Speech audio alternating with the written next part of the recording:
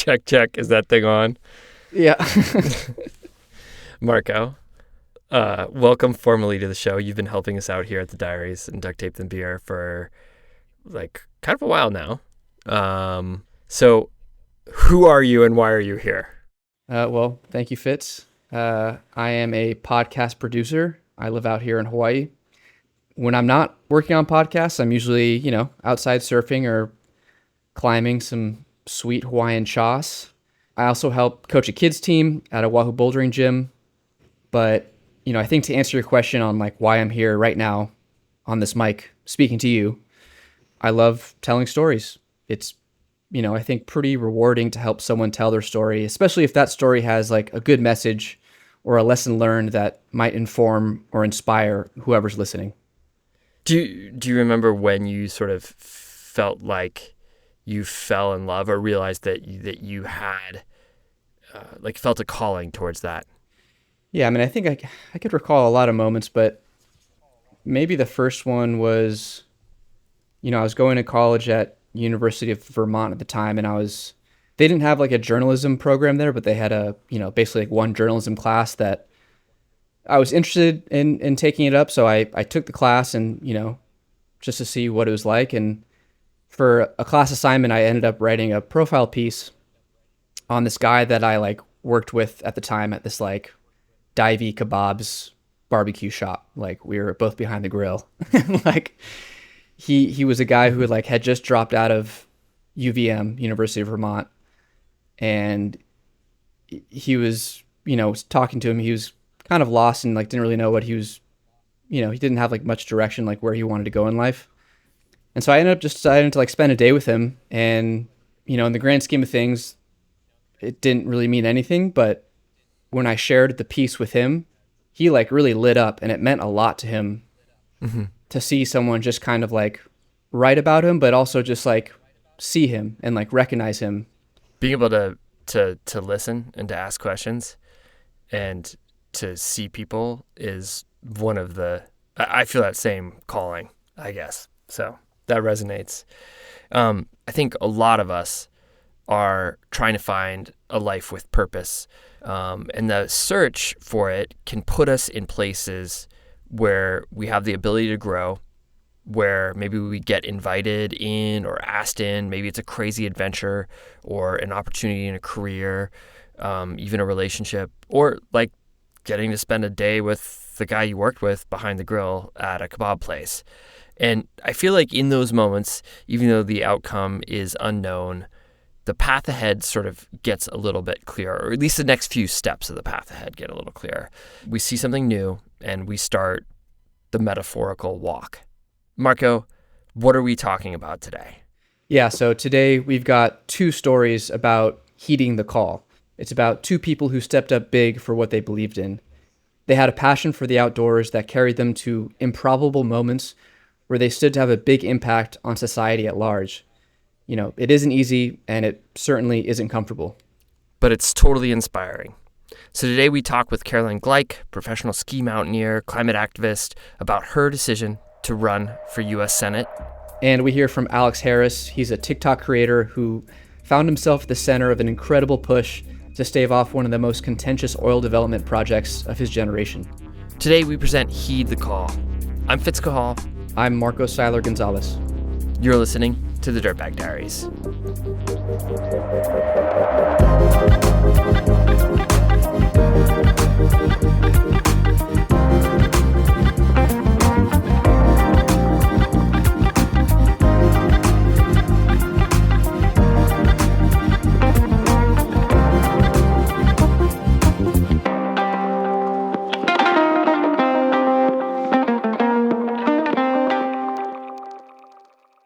When this opportunity arose to run for United States Senate, I said yes because I felt I had to. For one, I felt that Utah needed me to serve, that I could push the needle, I could hold our elected officials accountable, and I could help try to create a lot of the changes that I want to see, to take a stand against gerrymandering, to help pave a way for a government that works for everyone, where all voices are heard, to stand up for our protected public lands and for climate action, to defend reproductive freedom, for all of these different things. And the other thing is that we need more young people to run.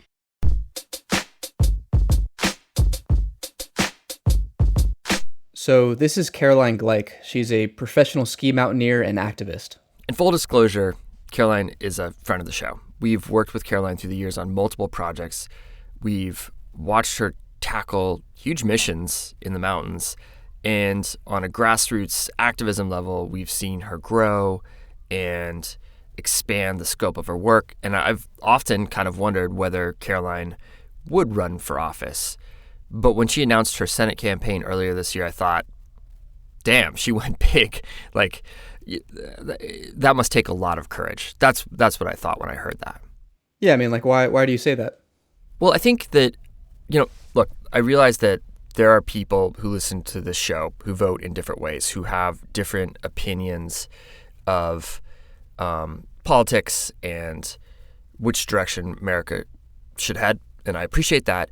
But I think that we also have a level of respect for people that put in effort and passion into something.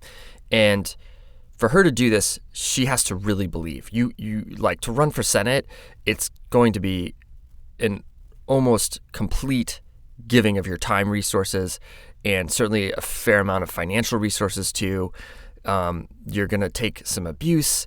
And to be very honest, in Utah, if you're running as a Democrat, like Caroline is, you have to understand that they haven't elected a Democrat to Senate since 1970, which is a long time. Yeah, so what you're saying is it's an uphill battle. Yeah. It's not impossible, but it's an uphill battle. And on top of that, Caroline is certainly not what I think a lot of people would consider an establishment candidate. You haven't necessarily run for local office, or city council or state rep. Why take such a big leap right out of the gate and not pick something smaller? Well, Fitz, I like to go big. I like to dream big. I like to set a big, hairy goal and have a big project. And in Utah, it's really challenging because in 2020, after the redistricting process, our House districts and our state Senate districts were really gerrymandered, and our House seats too.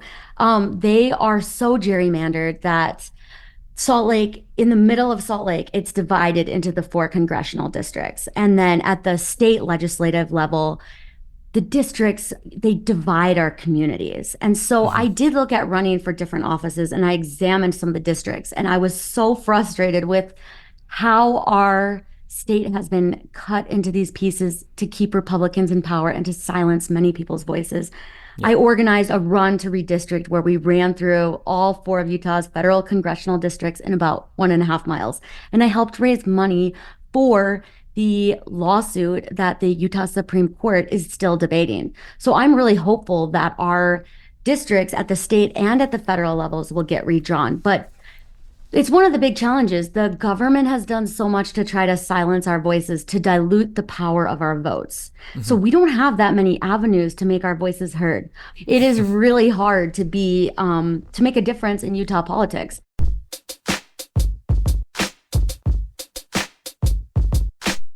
In some ways, because a Senate race is statewide rather than district by district, which you can gerrymander, running for senator might actually be the most competitive race on a Utah ballot. While there were a bunch of candidates stepping up early on to sort of run in the primaries on the Republican side, no one seemed to be stepping up to represent Democrats.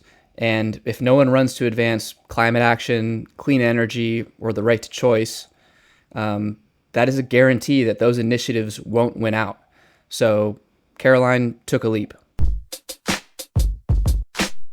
I meet all of the qualifications to be a senator in the U.S. Constitution. And I think so many times women wait until they're so overly qualified before they apply for different jobs.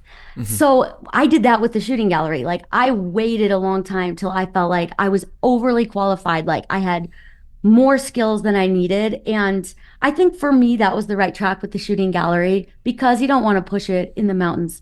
But in this case, there there was a call to action when Senator Romney decided he wasn't going to be running for the seat again. He called for the next generation of leaders to step up. And I heard that call. And I think we need more millennials. We need more women, more people from different backgrounds to run for Congress. One of the conversations that stood out to me last year that I was talking with one of our country's best climbers, Jonathan Siegrist. And Jonathan is also a route developer. It's a ton of work. He doesn't get paid to do that. But it's just also an incredible resource. He said one of the things that kind of drives him crazy is he'll be at a place that he's helped sort of develop and create. And he'll hear someone who's enjoying the place say something like, oh, I wish the trail was better, or why don't they do something with that bolt, or why don't they make this different? He has a sort of rule where he says, that someone is you. You know, when you say, I wish someone would do something about that someone is actually you. At what point in your activism, as you slowly kind of move towards this moment of running for Senate, did you have a sort of aha moment where you realized that this someone is me? I mean, I think at the root of it, it kind of starts with these feelings of like depression or anxiety or anger or frustration. Why can't it be this way, or why is it working this way? There have definitely been times where I've felt like completely overwhelmed by those feelings. And I know for a lot of other people in the world, in the US especially right now, that there's a lot of frustration with how the government, how our society is, with the big changes in the world after COVID. And there's definitely been times that I've been really angry to see different decisions get made. And so, while I hold space and like you have to process those emotions, there's nothing quite like diving in and trying to take on this big leadership role that helps to get past those. And, one of my favorite quotes is like the Yvonne Chouinard quote that the cure for depression is action. And I feel that to my core every morning. Like I wake up with this greater sense of purpose and there's this big urgency. And it's true. It's like, if not you, then who?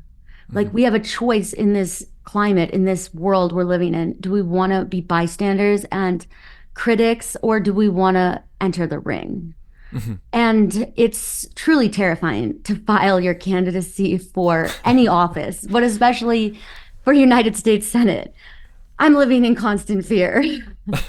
It's all consuming, and it's going to totally take over my life, and it's going to change the trajectory of my life. But again, I just felt like I had this opportunity to serve my state and my country and to break a trail for other folks to do it too. And it's never comfortable. It's a lot of hard work, but it is a great way to turn something negative into something more positive and productive. You get to November, you're going to be an undeniable underdog, right? And that's something you're actively leaning into in how you're talking about this race. The last time that Utah elected a Democratic senator was in 1970. That was, before, kind of long before both you and I were even born.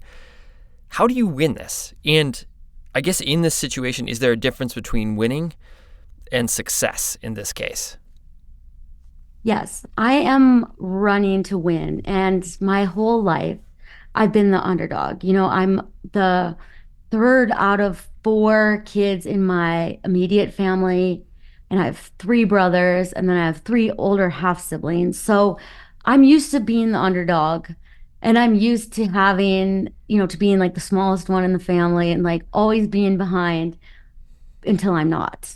And I look forward to the opportunity to prove people wrong about my intelligence and my qualifications, my experience, my knowledge of policy. I'm really looking forward to the debate and a chance to hold our elected officials accountable and to hold the GOP supermajority accountable. And yes, I think that success can look a lot of different ways. Absolutely. I'm running to win. But if we don't run a strong race this year, then we miss developing that infrastructure for 2028. And so I really see this as an investment in Utah's future. And Utah is kind of a sleeper swing state.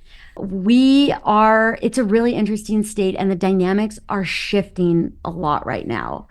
So I don't think we can turn our back on Utah. And I know that young people here, especially, are hungry for change. They are looking for new leaders to rally behind, new ideas. For young people, especially, the cost of housing, the burdens for families, the lack of subsidies for childcare, and just all of these things, gun violence, air quality, the climate crisis, like all of these issues, we need a strong leader who will advocate for our future. And right now, a lot of the leaders on the other side, they are very lifelong entrenched politicians that aren't thinking about our future. I imagine that this is a moment in your life where there are fewer mountains, there's less time kind of doing a lot of the things that we both love.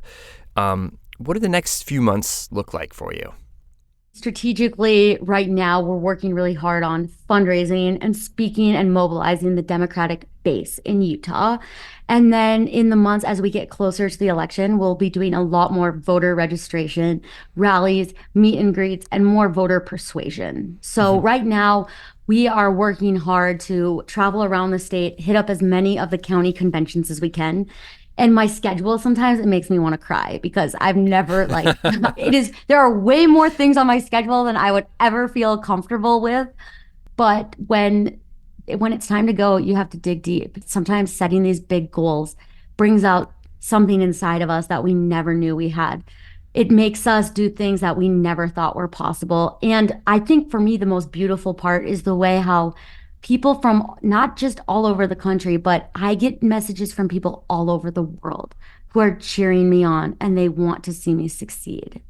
And so seeing the way that community and family and friends step up, it makes me want to cry sometimes because the beauty of the human spirit, the way that people have come out to rally for me, it makes me really emotional and it keeps me going. It's like when you're in a race and you're feeling really tired, but there's a big group of people cheering for you on the end of the climb and you just get the wind back in your sails and it gives you that extra bit of energy to push to the top. We made a film together, Follow Through, and it detailed your effort to ski all these lines in the Wasatch, in this cult classic guidebook, The Shooting Gallery. And while you were doing that, you had your detractors, people that made it a point to make you feel like you did not belong in the category of an elite athlete, even though you were out there doing and skiing all these really elite lines. It went even to the point of harassment. And you've gone through that in both your professional athletic career and in your grassroots activism work. At this stage in your life, has that improved or has it gotten worse even as you've gone up to bigger venues? I'm having a big battle against people's preconceived notions and stereotypical biases about what I'm capable of based on my stature and my gender and my looks. It's hard if you're looking for permission.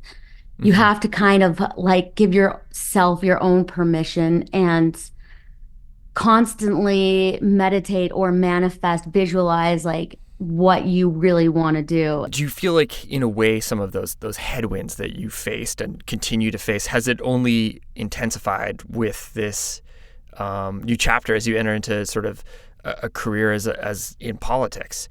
There's a lot of harassment. There's a lot of people who think that they can say things behind the facade of the keyboard that they would never say to someone in real life. And there's times that it does get to me, and I think that's okay. I don't want to toughen up or grow thicker skin as a response. I don't want to have these heavy calluses on my skin.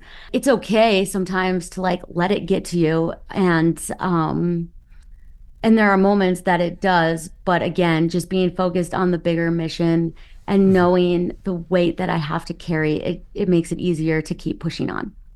I'm a middle-aged dad. I love being outdoors. What do I do besides voting, besides making a small donation? as we move forward, how do I not just tune out? How do I not just like focus on taking the next mountain bike ride or going to my kids' track meet or whatever? Like, how do I stay in this? I'm not a superstar. Yeah. I'm a regular person.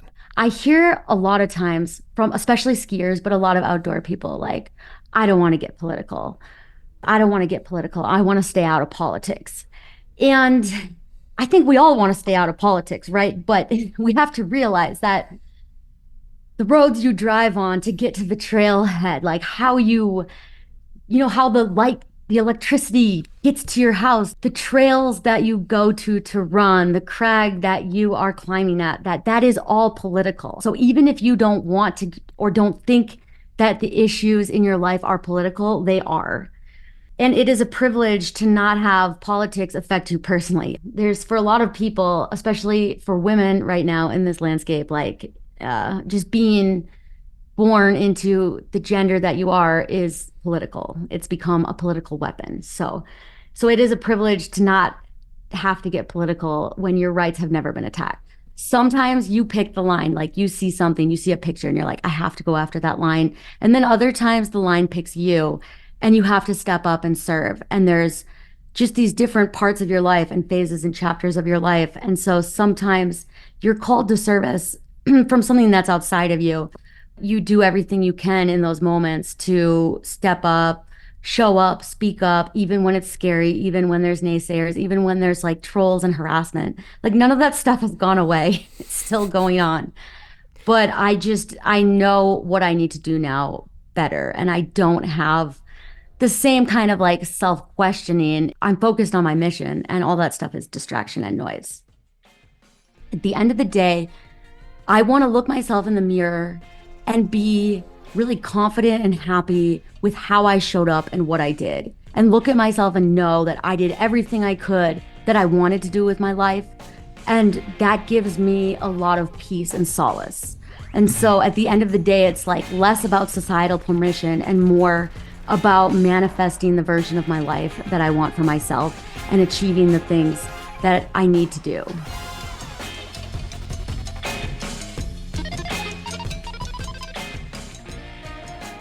After the break, we talk TikTok with Alex Harris. Turns out it's more than just dancing.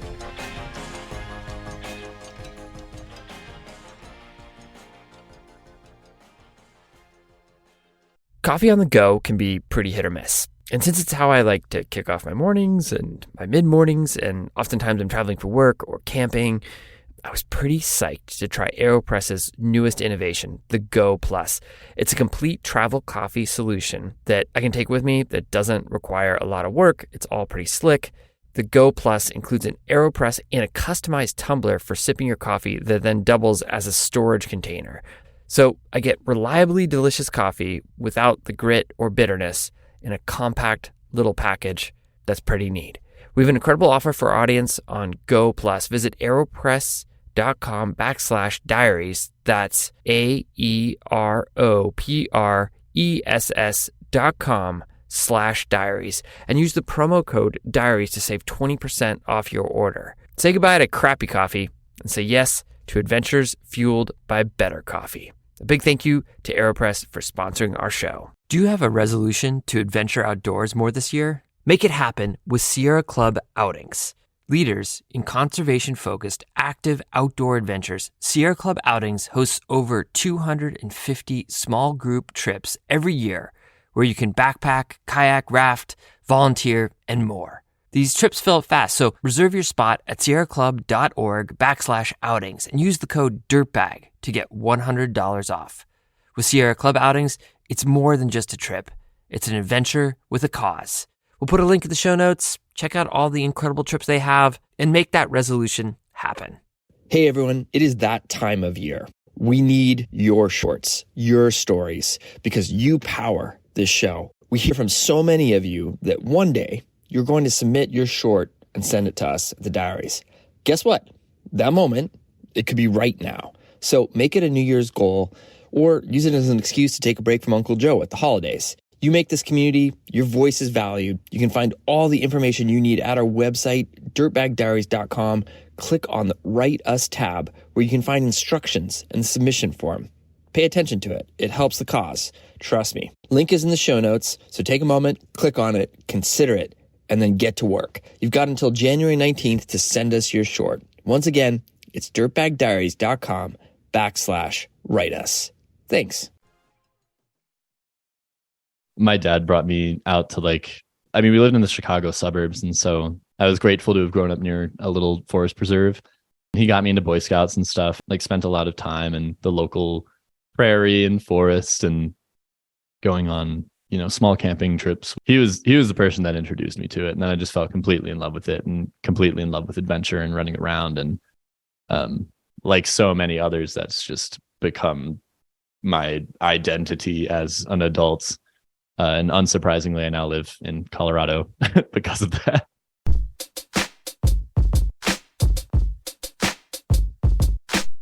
So this is Alex Harris. He's a TikTok creator and impact producer who kind of kept following that childhood passion.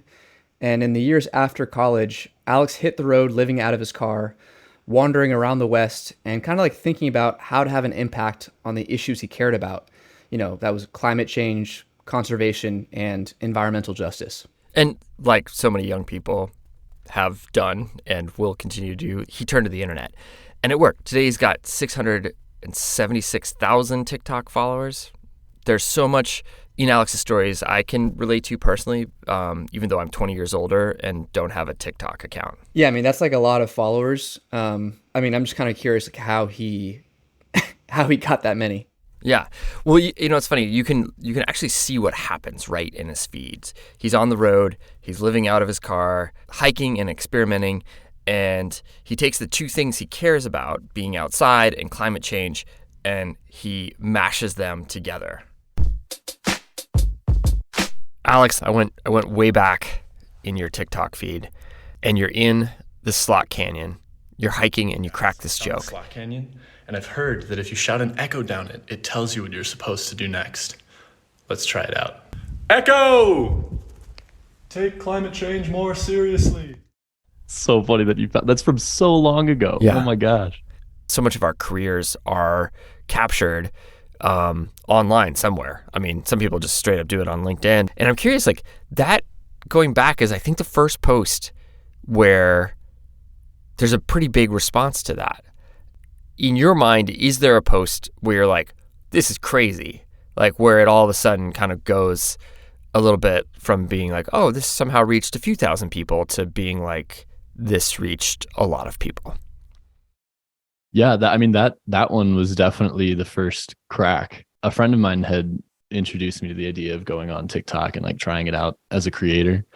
I posted every single day for about a month. I was in that desert for a long time, trying to figure out how to make it work and just reflecting on things and trying different video ideas every day, some with new footage and some with old footage of adventures and stuff like that. There was one of a friend of mine and I backpacking, and I'd put music over that footage of us backpacking through Montana. Mm-hmm. And I can't remember if that one came out before or after the Slot Canyon one. Is it the one where you're walking up to the lake? Yeah, with my friend Dave. There's Dave. No way! Are you kidding me? They both now they've both they've both taken off in their own way, but the Slot Canyon one was the first one that blew up and was related to climate change and the environment, and was a goofy video that was just quick and off the cuff and seemed like it'd be a humorous way to get people talking about it. And yeah, that's really where it all started. But initially I was like, wow, oh my gosh, I've never had this many people interacting with anything I've made. And I was kind of glad that it was just a little joke because we were all just having a good time.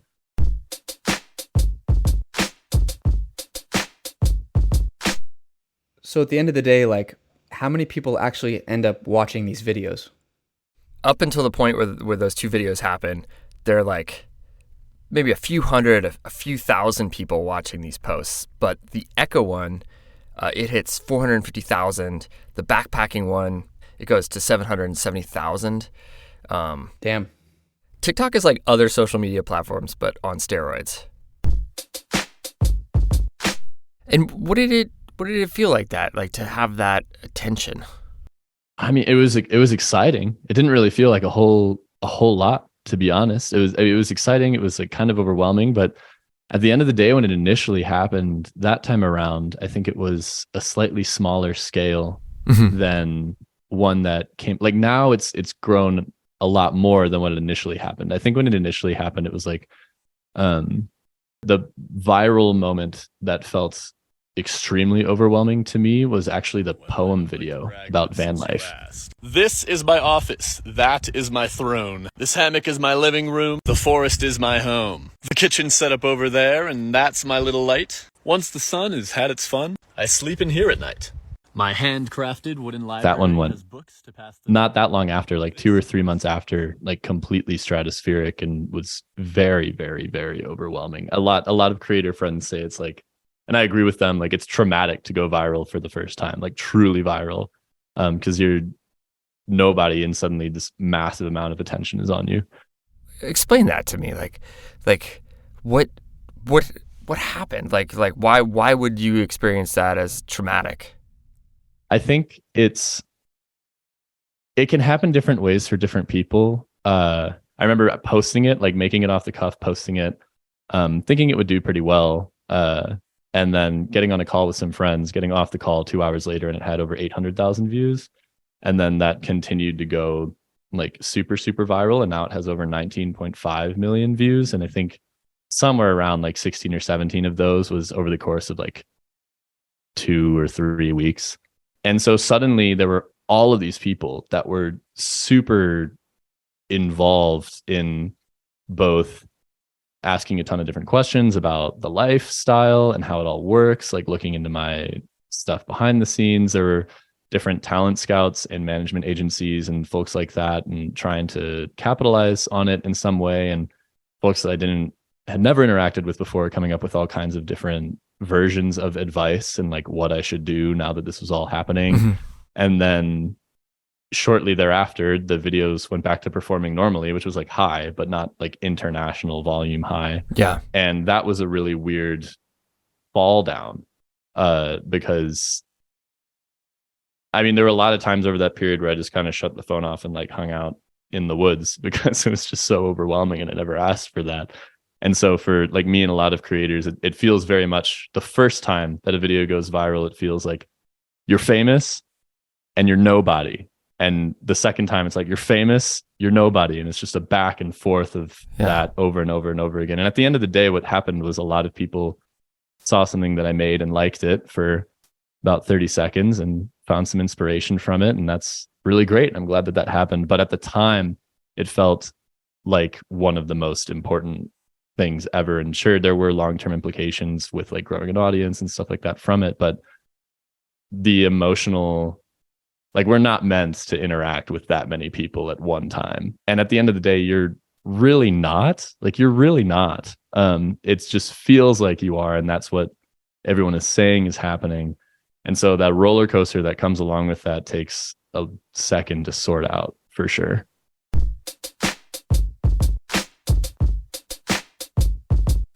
So these videos are fun. People are interested in what it's like to live on the road. But I'm trying to figure out a way to say this nicely. Like, they're cute, but like they're not really like impactful. Yeah. So Alex is building his audience. He's figuring out his voice. He gets a sense that this is a sort of bizarre sort of fame that he's experiencing, that a lot of people see him as some sort of product, an influencer, so to speak, that this is a strange cyclical boom bust of chasing numbers and algorithms. But he's also gone to school for environmental studies, and he starts to think, can I make this platform work for me rather than me working for it? And can I make it help out in the bigger society about the things I care about? So yeah, like essentially he gets curious of like how far he can take this. Right.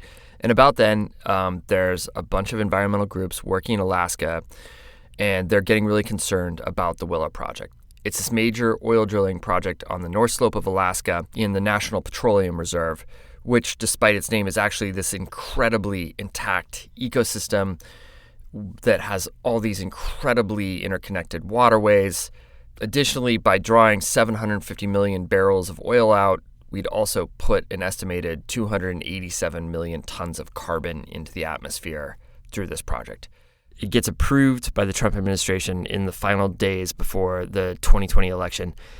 Environmental groups like Protect the Arctic and indigenous partners like Native Movement and the Gwich'in Steering Committee decided to launch an all-out plea to Biden to block the project.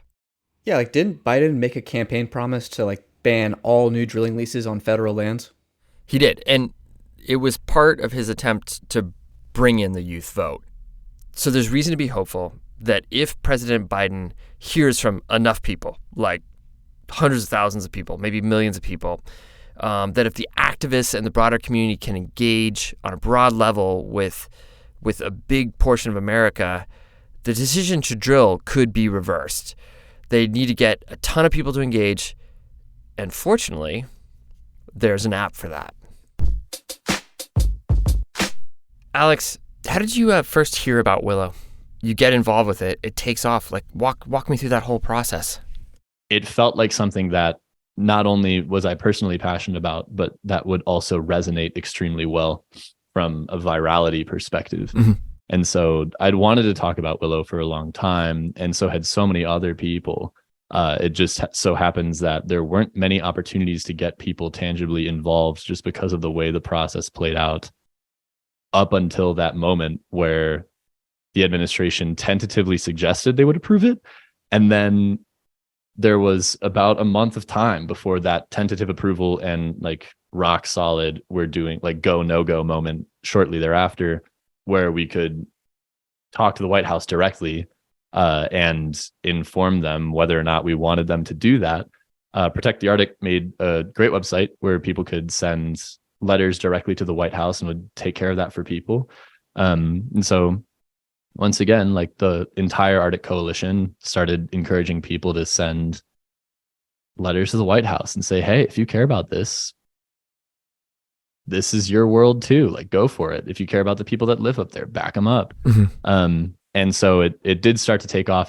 Suddenly, after about 3 weeks to a month of posting every single day and talking about it and leading people to send in letters and other people getting involved and, you know, everybody going so hard behind the scenes to like fill each other in on how things were going in different arenas, the media showed up and started inquiring me, several other creators like Elise Joshi, Elena Wood, Quanah Chasing Horse did a CNN opinion piece on it, and just more and more voices started getting reached out to by these news outlets. Mm-hmm. And for, about like a week and a half, there was the media cycle of, NPR, New York Times, CNN, BBC.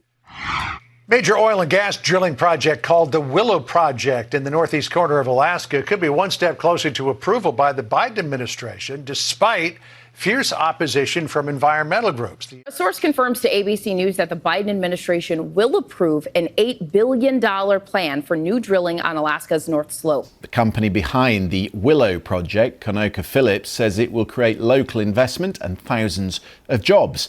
Opponents argue it should be halted over its climate and wildlife impacts. Located on Alaska's remote North Slope, it is the largest oil project in the region for decades, and it is expected to produce up to 180,000 barrels of oil a day. Tell me about the Representative Jamal Bowman moment where... Oh, the best. Tell me about that. He's a congressman from New York State, right? Yeah. He's a New York State House of Representatives member. Amazing person. And he was the only...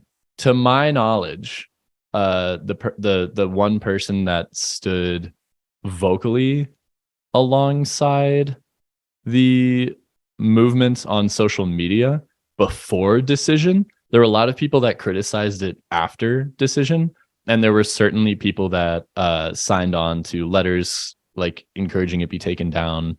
Like opposing Willow. There were like other representatives that did that, but Jamal Bowman was the only person to side with the movement and like identify the young people involved in the movement in a speech that he delivered on the House floor ahead of the decision. Communicate with Mr. Biden to stop the Willow Project. We are living in a climate catastrophe. Mr. President, it was young people that organized across this country to help you get into office. Their number one issue is climate change.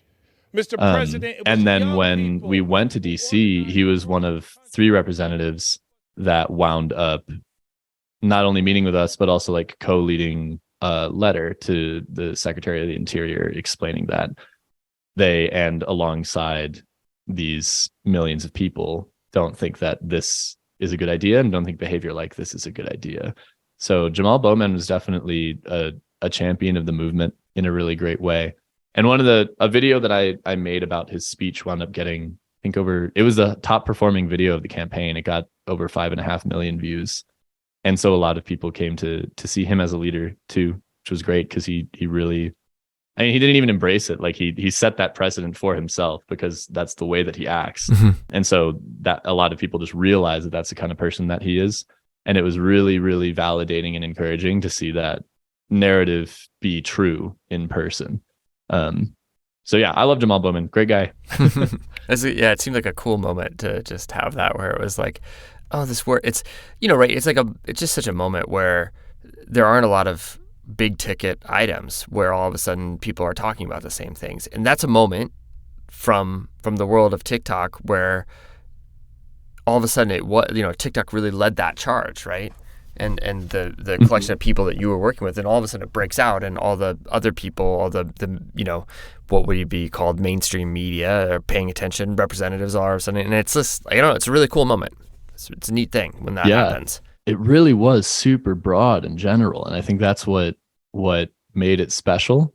We could prove that of the top 10 trending hashtags on TikTok for like a week, like a whole platform wide, 2 of them were Willow related. Mm-hmm. It was like Stop Willow and Stop the Willow Project were both in the top 10. And one of those, I can't remember which, but one of them was 3rd under 2 other hashtags related to the Selena Gomez and Hailey Bieber debate that was going on like 3 months ago while Willow was happening, which is just like the A-list celebrity gossip of the time.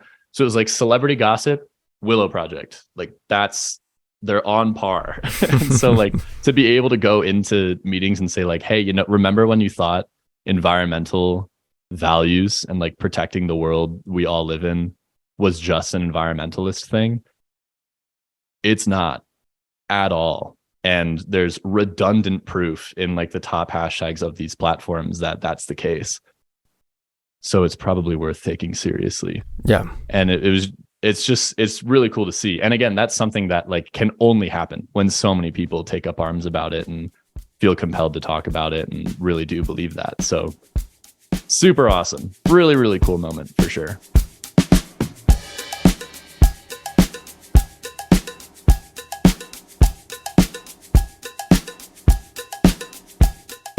So despite an overwhelming amount of input from voters, particularly young voters, driven by the TikTok campaign, the Biden administration, they approved the Willow Project, which I think it's worth giving some context to. The Arctic Slope Regional Corporation, which is one of 13 native corporations in Alaska, was for the project, citing its economic impact that it would have for the local indigenous communities. Both Democratic and Republican lawmakers in Alaska were for it, and 2 of the native communities that would be impacted opposed it initially but have since withdrawn the opposition. Look, certainly there are members of these indigenous communities that are opposed to drilling, but all communities contain differing opinions on topics like this. And the Biden administration was also trying to do a better job of working and listening to tribes and how federal land is used in that regard. And that's been a priority for Secretary of Interior Deb Haaland, who is the first Native American to hold that role. Sometimes that aligns perfectly with conservation interests, and sometimes it may not. So despite all the input and the environmental impact statement and concerns about the ecosystem and carbon, and an absolute outpouring of comments from young people, the administration approved the project, citing the fact that these leases had already been given out by the previous administration. And construction of the Willow Project has already begun, even with pending lawsuits against the government. Obviously, it still like hurts my heart a ton that the project is continuing, but it always is, and that especially was an extremely emotional time of like really, really high highs when we like hit 1 million people writing in less than a month, and low lows when it was approved anyway, and more high highs when meetings were taken, and some low lows when they didn't go as well as they could have, some high highs when they did go really well. And it was just a total roller coaster. A lot of what you do create and the little window that the world gets into your life in the last few years, it looks fun. Like it's like you're having a good time, and or you make it look that way at least, right? The trips you're taking, the places you're going, they're incredible. And I think what also makes you really interesting is that we can hear your honest frustration or like even anger when you address President Biden after the Willow's approval, right? And you can see that you're sort of torn. And I'm curious, like, it seems there would be a side of you that would just be happier if you didn't feel this responsibility, because plenty of people don't. Mm-hmm. There is that conflict of wanting to run around and like having real responsibilities back home. And I feel like, as a creator, you can't show a lot of parts of your life. Like over the past 3 years, a lot has definitely happened in my personal life that I didn't talk about on screen, like between passing away of people that are close to me, or like illnesses, or just, difficult situations popping up, like relationship starts, relationship ends, all sorts of those personal things and the like responsibilities that come alongside them. And usually in those moments, I'll like take a step back from creating, understanding that like if a video is good, it'll take off. If it's bad, it won't take off.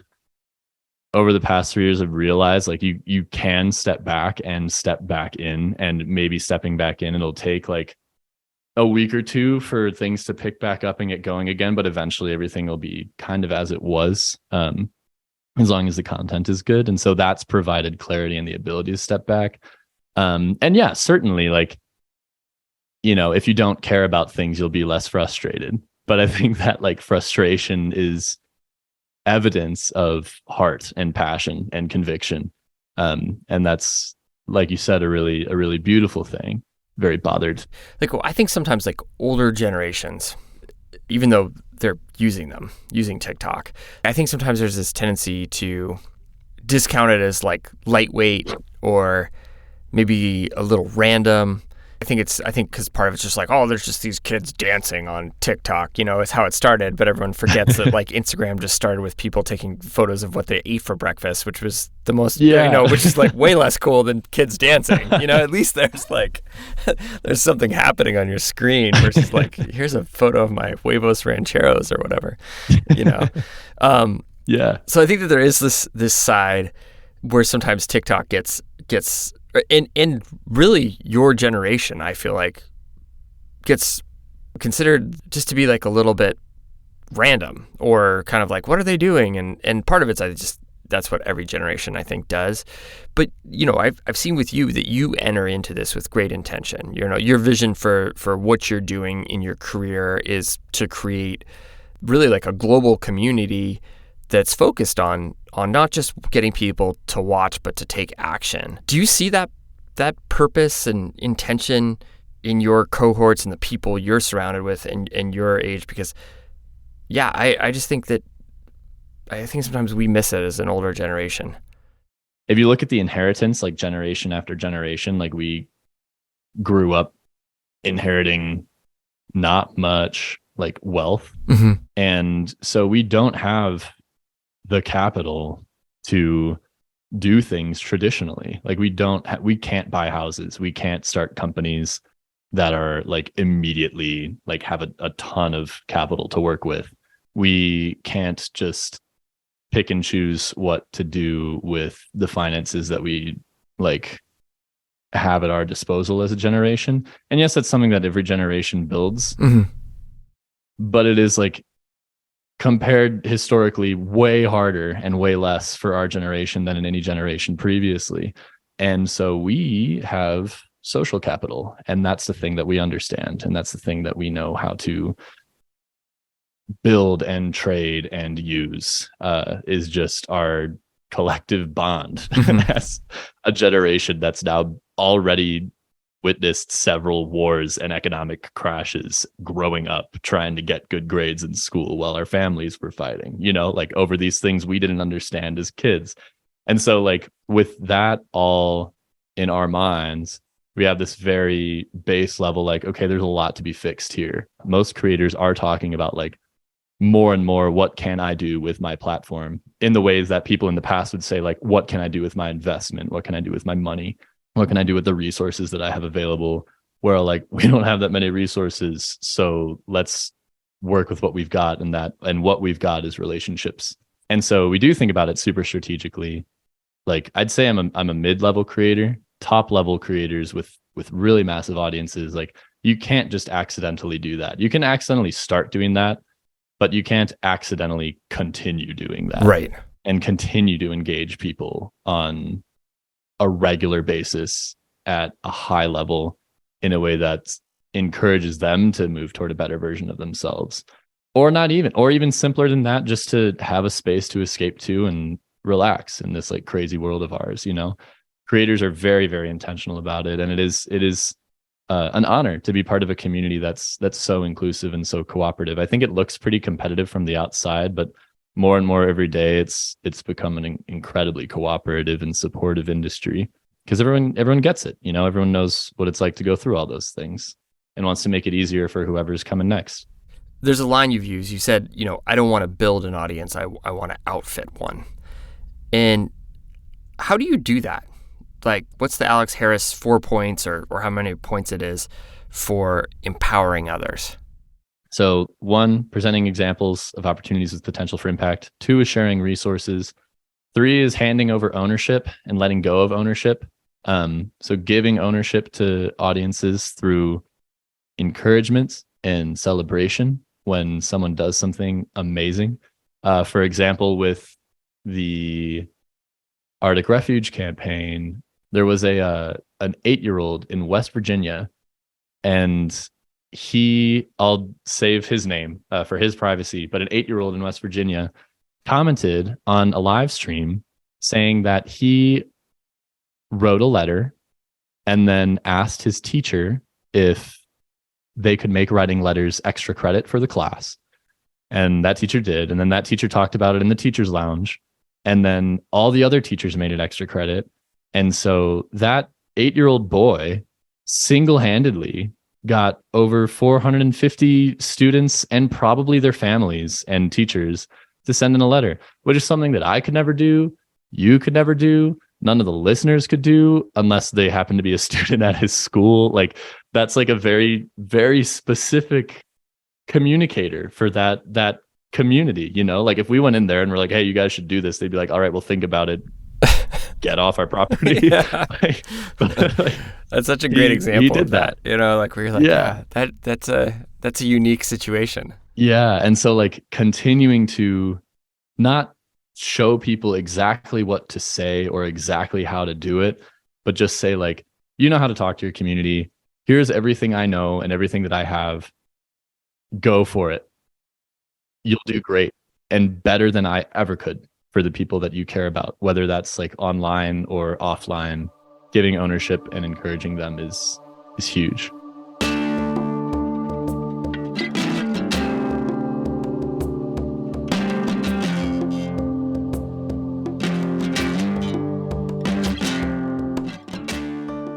Thank you, Caroline and Alex, for sharing your stories. You can find more info in our show notes about what these two are up to. Our stories come from friends of friends, and from you, our community. If you have a compelling idea for a guest or story lead, please give us a shout. You can use the submission form on our website, dirtbagdiaries.com. If you enjoy the show, hey, there are a few ways that you can support us, and I will be honest right now, we need some support. If you listen on Spotify or Apple, give us a follow and rate the show. It helps other people find us. Share your favorite episode with a friend. That's always amazing. And if you like more episodes or want the Diaries ad-free, please join Diaries Plus. This is the biggest way you can help keep this show going, because we're fighting right now, I will be honest. Thank you to Garrett and Kat from Oregon, Ben from North Carolina, Sarah from Illinois, John from Georgia, Karen from Indiana, John from New York, and Lucy all the way from France. Plus a strong Washington contingent, Faith, Richard, Jonathan, Adam, who have all recently join Diaries Plus. You are powering the show. You're making it possible. You're making it a reality so that other people can listen, get inspired. Thank you for that. Music today from Shaky Faces, Boss Fight, and Brendan O'Connell. The tracks are courtesy of the artists or Track Club. Jacob Bain and Nis Cotto composed our theme song. You can find the links to the artists on our website, dirtbagdiaries.com. This episode was produced by Marco Seiler Gonzalez and me, Fitz Cahall. Edited by Lauren Delani Miller and Becca Call. Illustration by Walker Call. Becca Call is our executive producer. I'm Fitz, and you've been listening to the Dirtbag Diaries, powered by all those amazing people. Thanks for tuning in.